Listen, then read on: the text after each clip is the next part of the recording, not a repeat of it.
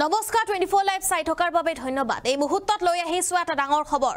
29 ডিসেম্বৰত অনুষ্ঠিত নহয় টেট পৰীক্ষা। টেট পৰীক্ষাৰ্থীসকলৰ বাবে এটা গুৰুত্বপূৰ্ণ খবৰ এই মুহূৰ্তত জনাবলৈ চেষ্টা কৰিম। যিসকলে ভাবিছে 29 ডিসেম্বৰত পৰীক্ষা অনুষ্ঠিত হ'ব, যেটো অধিসূচনাও ওলোৱা হৈছিল 29 ডিসেম্বৰত পৰীক্ষা অনুষ্ঠিত হ'ব বুলি, কিন্তু 29 ডিসেম্বৰত অনুষ্ঠিত নহয় টেট পৰীক্ষা।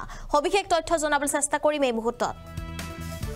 টেট পৰীক্ষাৰ্থীসকলৰ বাবে আহি পৰিছে এটা ডাঙৰ খবৰ আৰু সাজু হৈ থকা টেট পৰীক্ষাৰ্থীসকলৰ বাবে এটা ডাঙৰ খবৰ। 29 ডিসেম্বৰত অনুষ্ঠিত নহয় টেট পৰীক্ষা। 29 ডিসেম্বৰত টেট পৰীক্ষা অনুষ্ঠিত নহয় বুলি জানিব পৰা গৈছে। ন্যূনতম 15 দিন পৰীক্ষা পিছুৱাবলৈ নিৰ্দেশ উচ্চ ন্যায়ালয়।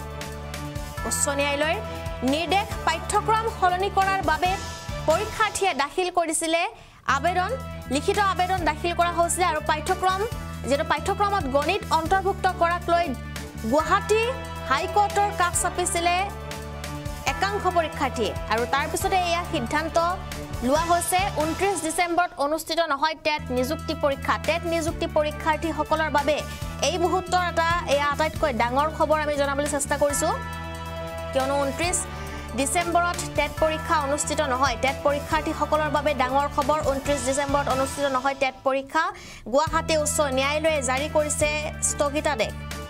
পৰীক্ষাৰ্থীয়ে আদালতত দাখিল কৰিছিলে আবেদন পাঠ্যক্ৰমত গণিত অন্তৰ্ভুক্ত কৰাক লৈ আৰু উচ্চ ন্যায়ালয়ৰ কাষ চাপিছিলে একাংশ পৰীক্ষাৰ্থীয়ে। তাৰ পিছতে এয়া বৃহৎ সিদ্ধান্ত লোৱা হৈছে আৰু যেহেতু টেট পৰীক্ষাৰ্থীসকলৰ বাবে এয়া এটা অত্যন্ত জৰুৰী খবৰ, কিয়নো 29 ডিসেম্বৰত অনুষ্ঠিত নহয় টেট পৰীক্ষা আৰু কোন তাৰিখে বা কেতিয়া অনুষ্ঠিত হ'ব সেয়া কিন্তু এতিয়াও জানিব পৰা হোৱা নাই, যেহেতু পোষ্টপন কৰা হৈছে পৰীক্ষা আৰু পৰীক্ষাৰ এতিয়া সঠিক তাৰিখ সঠিক দিন এতিয়াও ঘোষণা কৰা নাই আৰু অতি শীঘ্ৰেই হয়তো তাৰিখ ঘোষণা কৰিব সেবাই, কিয়নো সেবাৰ যেটো আন্ডাৰত এই পৰীক্ষা অনুষ্ঠিত হ'ব বুলি জানিব পৰা গৈছে আৰু 29 ডিসেম্বৰত যি পৰীক্ষা হোৱাৰ কথা আছিল সেই পৰীক্ষা অনুষ্ঠিত নহয় 29 ডিসেম্বৰত, তাৰ পৰিৱৰ্তে বেলেগ এটা দিনতহে পৰীক্ষাটো অনুষ্ঠিত হ'ব, কিয়নো গুৱাহাটী উচ্চ ন্যায়ালয়ে স্থগিতাদেশ প্ৰকাশ কৰিছে আৰু অভিযোগৰ পিছতে এয়া স্থগিতাদেশ দিয়া হৈছে।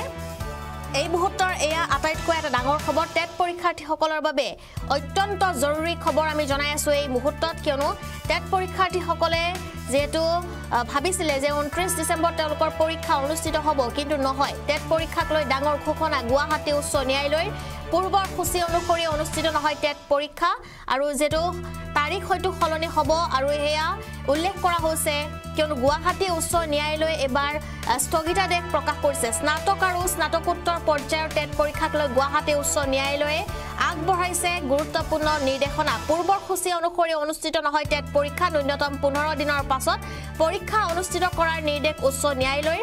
পূৰ্বৰ নিৰ্দেশ অনুসৰি 29 ডিসেম্বৰত টেট পৰীক্ষা অনুষ্ঠিত হোৱাৰ কথা আছিল, কিন্তু 5 ডিসেম্বৰত পৰীক্ষাৰ বাবে নতুন পাঠ্যসূচী ঘোষণা কৰি শিক্ষা বিভাগে পৰীক্ষালৈ 22 দিন থকাৰ সময়ত নিয়ম মতে নতুন পাঠ্যসূচী ঘোষণা কৰে আৰু ইয়াৰ বিৰুদ্ধে উচ্চ ন্যায়ালয়ৰ দ্বাৰস্থ হৈছিলে একাংশ প্ৰাৰ্থী আৰু গোচৰটোৰ শুনানি গ্ৰহণ কৰি উচ্চ ন্যায়ালয়ে ন্যূনতম 15 দিনৰ পাছত পৰীক্ষা অনুষ্ঠিত কৰিবলৈ নিৰ্দেশ দিছে, কিন্তু এতিয়াও সঠিক তাৰিখটো গম পোৱা হোৱা নাই বা সঠিক তাৰিখটো এতিয়াও ঘোষণা কৰা হোৱা নাই আৰু অতি শীঘ্ৰেই হয়তো সঠিক তাৰিখটো ঘোষণা কৰা হ'ব।